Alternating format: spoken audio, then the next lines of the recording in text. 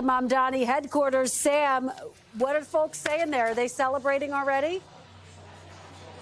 You know, it's interesting, Kristen, there was almost like a delayed reaction. NBC News called the race for Zohran Mamdani.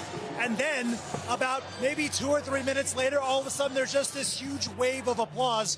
And the room behind me is just filled up. It's packed. No insight as of this moment as to when we're going to hear from Zohran Mamdani.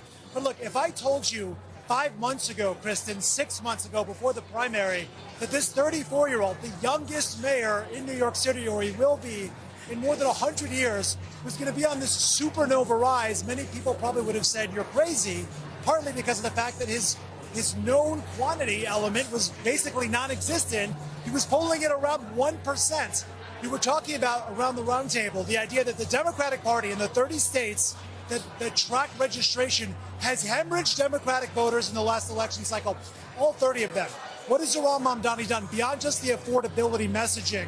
He's pulled in people that either weren't part of the process or were not aligned with the Democrats in the last couple of election cycles. You should hear the music. I don't know if you can, but the song is Don't Go Breaking My Heart.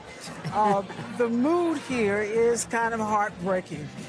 The people are not, it's not a jovial mood here at all. When they saw on the screens that Mamdani is chosen as the next mayor of New York City, this is the music that came up on the loudspeakers. This was a time when there's so many people who were thinking that Cuomo might be able to pull this thing out because there was when Curtis Sliwa came up on the big screens and he was talking, the entire room that's filled with people, they booed in disagreement with Sliwa and even the fact that he was on that screen.